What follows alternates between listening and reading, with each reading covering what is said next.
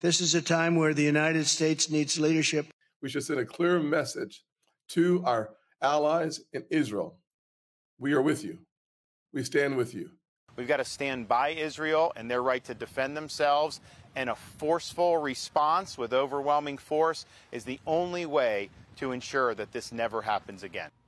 Republican presidential hopefuls declaring support for Israel as Prime Minister Netanyahu says his country is at war. The cabinet there now formally designating that. Now, before the deadly surprise attack, I sat down with Governor Ron DeSantis Friday at the governor's mansion in Florida for his first network Sunday show appearance.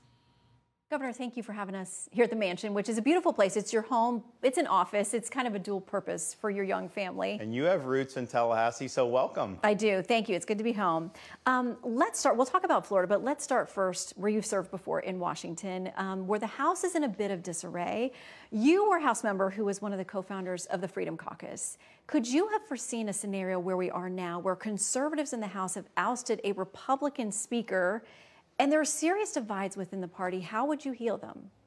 Well, look, at the end of the day, you got to be focused on results. And what I've seen up there in Washington for both parties is a lot of theater. There's a lot of things that are done, it's performative, but it's not ultimately leading to anything. And the contrast between what's going on there and, say, with Florida is, I'm not running a soap opera down here. I'm not an entertainer. My job is to be the leader, to be able to lay out a vision, execute that vision, and deliver results. And so as president, I'll provide the leadership. We know that we're going to need to go to tackle the budget, tackle the border wall and the southern border, all these key issues. But we're going to be judged by what we deliver for the American people. You know, the people that are struggling to buy groceries, the people that can't afford a mortgage or can't afford a new car, they don't really care who the Speaker of the House is. They just want to see the job get done. And we got to not focus so much on what's happening inside D.C. and focusing what's happening throughout the rest of the country. You talked a lot about your record here in Florida, but the fact is you had a veto-proof Republican supermajority for getting things done. Washington is much different. There are fractions within the party, and obviously, but with the parties at each other's heads across the aisle. How would you govern there? What's your pitch to voters who say, yes, getting it done here is one thing, but that's a very divided situation? Well, first of all, I did not have veto-proof my first 4 years. We earned veto-proof majorities by winning the biggest re-election victory that a Republican governor has ever had in the history of the state of Florida. We delivered results. The people responded. And we took Florida from being a very competitive state politically, a one-point state, to now making it one of the strongest Republican states. And of course, we're leading on the policy. So we earned the opportunity to do that.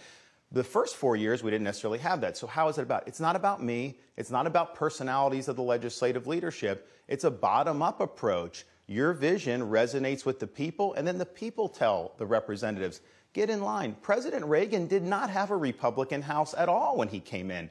And what did he do? He went over the heads of the people, of the legislators, spoke directly to the people, and people said, you know what? This country's going in the wrong direction. Work with the president, and let's turn things around. The majority of the public knows this country is in a state of decline. And so we need to reverse the decline. We need to usher in an American revival. What we did in Florida is a model that can work for the country. Some of the things that you've done in Florida are tied up in legal fights, not surprisingly. Let's talk about the fact that the Supreme Court has taken up the social media law that you have here in Florida, a similar one as well, they'll consider out of Texas. Essentially, the premise is that social media companies would be unable to ban, restrict, or remove most content. They'd have to explain what their censorship or their policy plans are. Opponents argue that the First Amendment means not only that people have the freedom to say what they want, but that you can't force people to host or support an idea that they don't. One of the opponents of the Texas law said it would force Americans everywhere to endure racial epithets, aggressive homophobia, pornographic material, beheadings, or other gruesome content just as they're scrolling around online. So as the First Amendment protects free speech, it also prohibits the government from telling entities what they have to do and what they have to say or endorse. Well, I'd say two different things. One, I don't think that's necessarily true. I mean, for example, they have a right as private companies to decide what rules they want to do, but they got to apply those rules evenly. And what the social media companies have been doing is they've been disfavoring conservative voices. So they tell you it's an open platform, they get liability protection from the federal government because they claim to be open platforms, but yet they don't operate that way. So our bill was basically allowing people that had been disfavored to bring a consumer fraud action against them because they were given a representation in this. First thing. Second thing, we have to grapple with the fact that these big tech companies colluded with the federal government to stifle dissent. On COVID, if you put up an article in March of 2020 saying COVID came from the Wuhan lab, they would take it down and censor it. If you criticize lockdowns, they would take it down and censor it. They censored the Hunter Biden laptop story at the behest of the federal government. The federal government cannot subcontract out violations of the First Amendment to private companies. You can't do indirectly what the Constitution forbids you to do directly. So I think those two factors make it different. If you want to start a private company and you want to be a publisher, you have the right to publish what you want or not want. But these are companies that are getting benefits from the government to protect them from liability, and they're turning around and working with the government. So I think the Supreme Court needs to resolve this. We knew this was going to go to the Supreme Court. I said it when I signed the bill because this is a case of first impression. Texas's law was upheld in the Fifth Circuit. Ours was not in the 11th. The Supreme Court will resolve it. But what we have to recognize is we have a public square now that's largely digital. And so I want robust First Amendment speech. I want people to be able to express themselves and debate issues. And when you have one of the most consequential things that's ever happened to this country, COVID lockdowns, and these companies were censoring a discussion about whether that was the right thing to go, that is not good for a republic. Do you worry that some of the culture fights get so much attention that they overshadow other things that you want to talk about? I don't think so, because I think if people fairly look at what I've done as governor and then what I talk about on the campaign trail, the number one thing I talk about is people are paying too much for everything. People are falling behind. The American dream has slipped away. In Florida, we're one of the few states where we've had a big increase in personal income. We have no income tax, of course. We have a big budget surplus. Since I've been governor, we've paid down almost 25% of our state's total debt while cutting taxes and being the #1 state for new business formations. And so we have a record second to none on all those issues. I do think, though, some of these cultural issues affect things far beyond whatever. I mean, for example, we had the fight about the gender ideology in the elementary schools. We can't, as a country, succeed if kindergartners are being taught that their gender's a choice or that they can change, they were born in the wrong body. That's just wrong. And so, yes, I'm the father of a 6'5" and a 3-year-old. My wife and I are sensitive about what's going on in the schools, but I also think this society needs to be rooted in truth. And so many of these fights are based on things that are just not true, and we have a responsibility to fight back. The truth will set you free. I was at a gathering of women the other night, very informal, off the record, but one of the women said, I think it's terrible in Florida that they're banning books. She has a child who is in the LGBTQ community and said, I don't want my child to go somewhere like that. I think that they're afraid, and the message that they've gotten is that teachers will be punished for talking about non-traditional families and families like hers. Well, first of all, there's not a single book that's been banned in the state of Florida. That is a media hoax.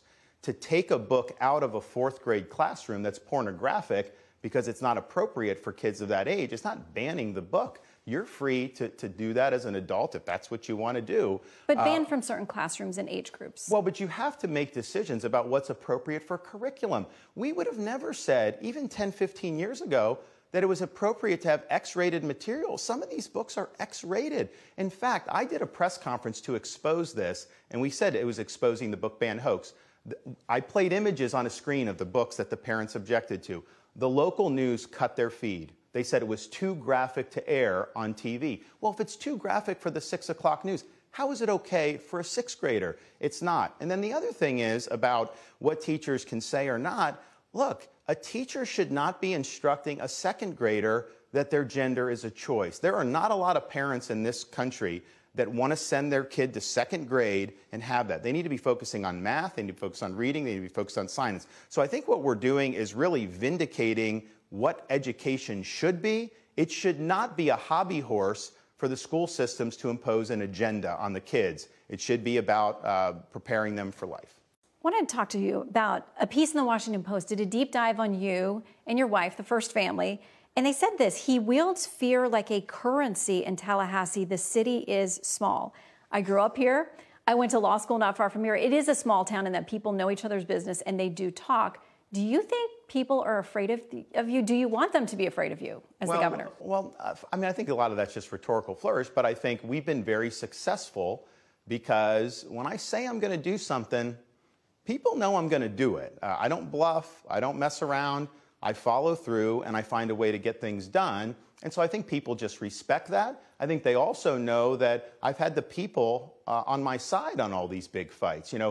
We probably got in more fights in Florida where the left and the media were on one side and people thought, oh, you're taking on water, they're attacking you. But you know what? The silent majority was on my side. And so I think they've seen that play out. And I think they'd rather be on my side on these fights than be on the other side. But are legislators and people here afraid to oppose your ideas or to speak up for fear of what this piece suggests that you and your allies would do to their political careers? I think that's a little bit too much. But I think the issue is if you go to their districts and you talk to their voters are going to tell them, I want you supporting the governor. You better be backing the governor on these things. So it's really a bottom up. It's really no different than when Reagan was in and he inspired grassroots to pressure legislators.